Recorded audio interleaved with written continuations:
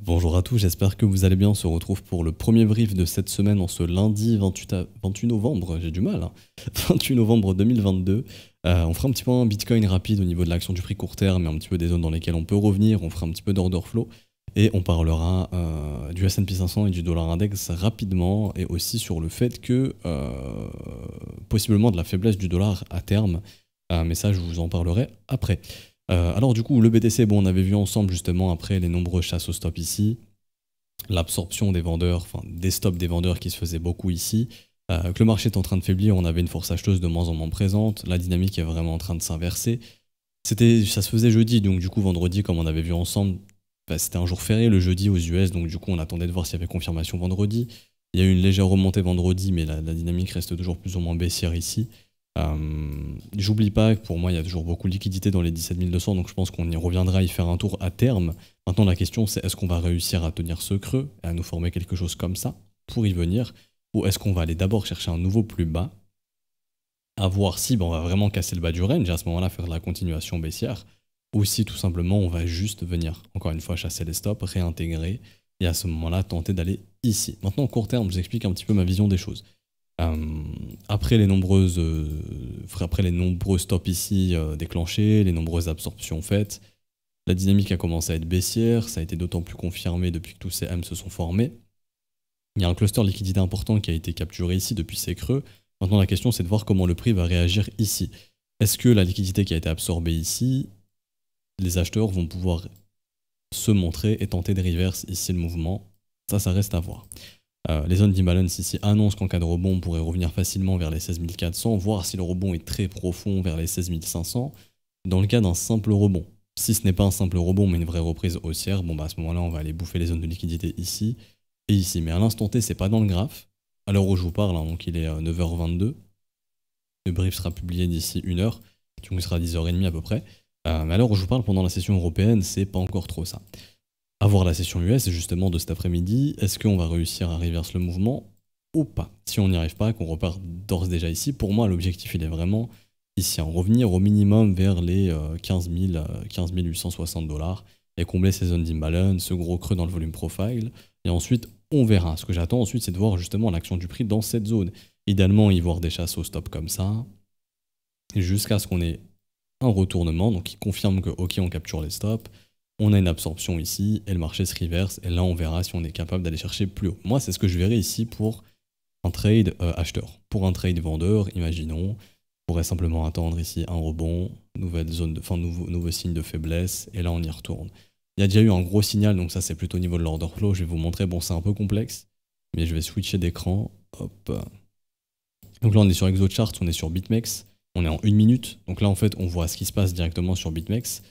J'utilise BitMEX parce que j'ai que la data de BitMEX qui me permet d'avoir justement des gros sizing d'ordre. Je vais vous montrer ça juste après, mais là en gros j'ai les ordres qui s'exécutent en fonction de la quantité. C'est-à-dire que ici, j'ai dit en gros à ExoCharts de m'indiquer justement des ordres au marché supérieurs à 3 millions, donc entre 3 et 8 millions.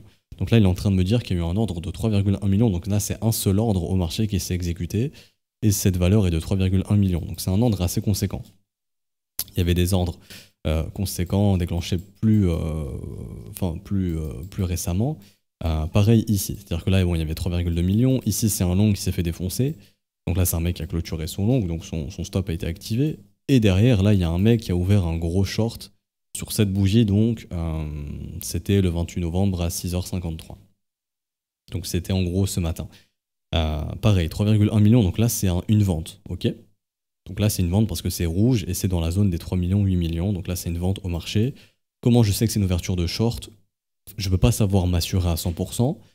Mais bon, maintenant, je le sais parce que je vous montrerai après pourquoi. Mais sur le coup, comment savoir? On voit que l'open interest ici, il monte alors que le marché, il baisse assez fortement, entre guillemets, pour une bougie 1 minute. Et que tout simplement, bon, il suffit de venir ici. On voit que du côté des vendeurs, il y a ici, déjà ici, il m'indique que c'est au marché. Là, je vois les positions au marché ouvertes ici. Mais surtout, ce que je vois, c'est un open interest qui monte alors qu'on a un prix qui descend et un open interest exprimé ici en dollars. Donc pour moi ici, c'est un mec qui a ouvert un short. Et là sur BitMEX, alors où je vous parle, ça s'est passé là il y a quelques minutes. Donc retenez bien 3,1 millions, on revient là-bas. Hop. Et comme par hasard, on voit quoi ce matin? Donc là il y a quelques minutes. on voit comme par hasard, open interest qui chute, 3,1 millions ici qui repop en achat.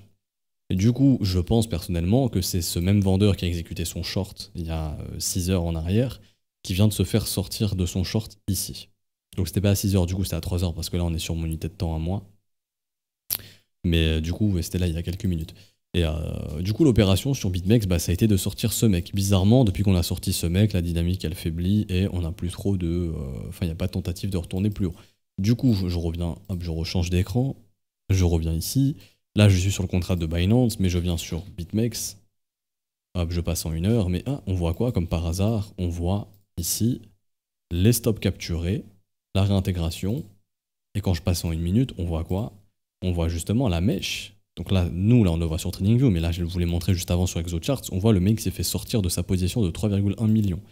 C'était un gros levier, possiblement. Donc en gros, le mec, il est venu shorter ici.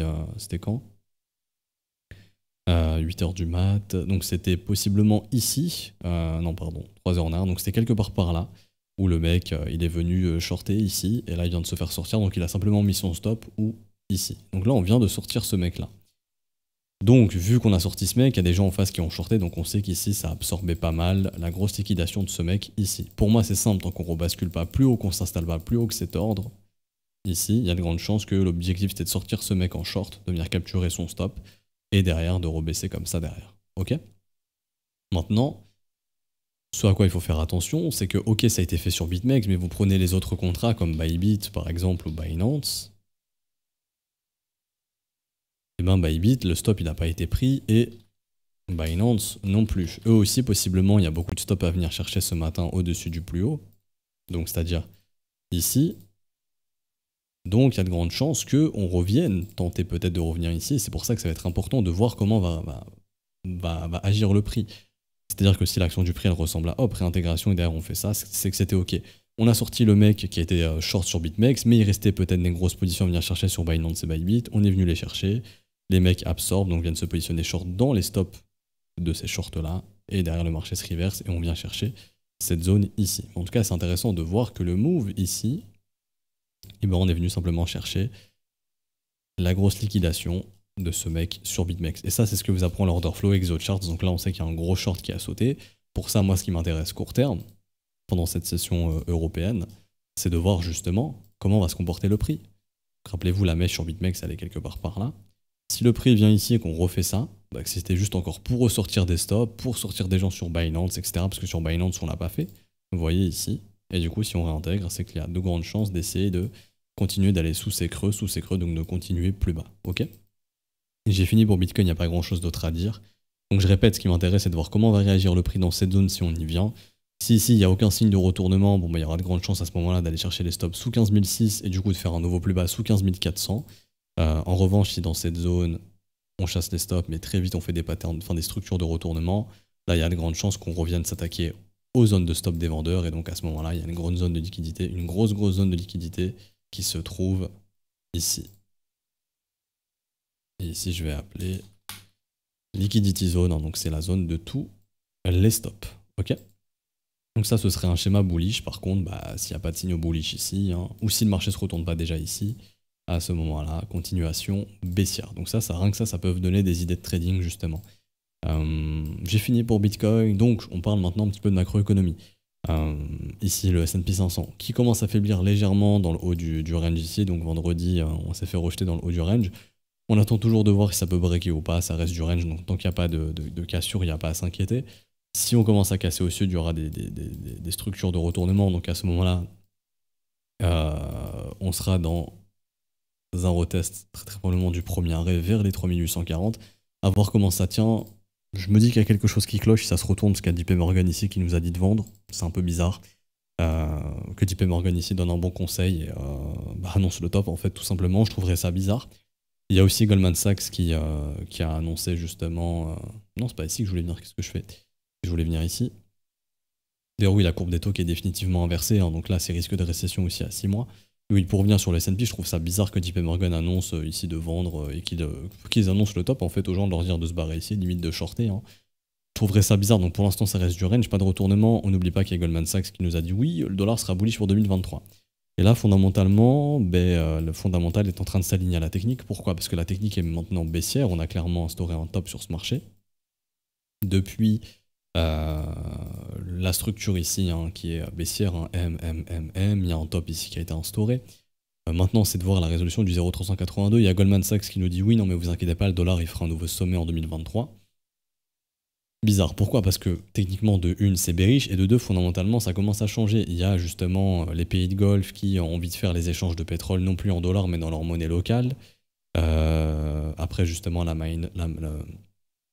menace de Biden contre l'Arabie Saoudite récemment, donc l'Arabie Saoudite riposte. Il y a aussi, du coup, je ne sais plus si c'est en Chine ou au Japon, mais la menace aussi de maintenant faire les échanges non plus en dollars, mais dans leur propre monnaie locale. Il y a là tout récemment les Émirats Arabes Unis qui sont en train de mettre en place aussi un échange non plus en dollars mais avec l'Inde où il y a des échanges qui sont colossaux entre les deux pays, non plus en dollars mais avec les monnaies locales, donc la roupie indienne ou le dirham des Émirats.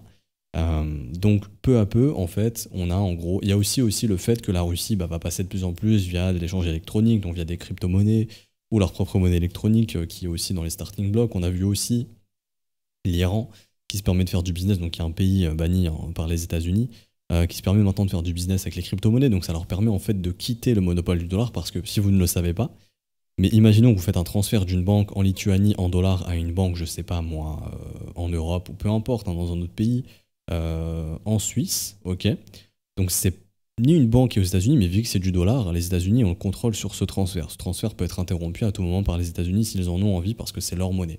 Pourtant, ce n'est ni dans leur banque, etc., etc. Du coup, vous doutez bien que demain, il y a une banque iranienne qui a du dollar et qui fait un transfert vers un autre pays, ça va être bloqué directement.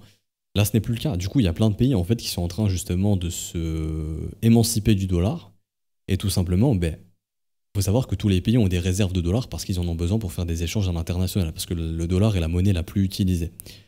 Mais si petit à petit, beaucoup de pays commencent à rejoindre les Émirats qui veulent utiliser leur propre monnaie, les pays de Golfe pour le pétrole, la Chine ou le Japon, je sais plus, ou la Russie également, si beaucoup de pays suivent et utilisent leur propre monnaie, le règne du dollar va commencer peu à peu à s'estomper, il y aura beaucoup moins d'échanges en dollars, et du coup, beaucoup de pays vont justement diminuer leurs réserves de dollars, parce que là, à l'instant T, il y a beaucoup de pays qui ont beaucoup de réserves de dollars, normal, parce que vous devez échanger en dollars. Mais si ça s'arrête, il y a beaucoup de pays qui vont justement vendre leurs dollars pour leur propre monnaie, ce qui va créer des pressions baissières, et du coup ce qui va affaiblir le dollar. Et donc techniquement, ce marché commence à dessiner un top, et fondamentalement, on commence justement à aller dans cette ligne directrice qui est que les pays vont commencer à s'émanciper du dollar et à utiliser de plus en plus leur propre monnaie, ou des monnaies digitales, par exemple les crypto-monnaies, comme c'est le cas en Iran, ou même en Russie, où il y a eu des échanges qui ont été faits via le Bitcoin, pour justement bypass et contrer ce ban qui a été fait aussi par l'Europe, mais aussi justement un certain contrôle des États-Unis.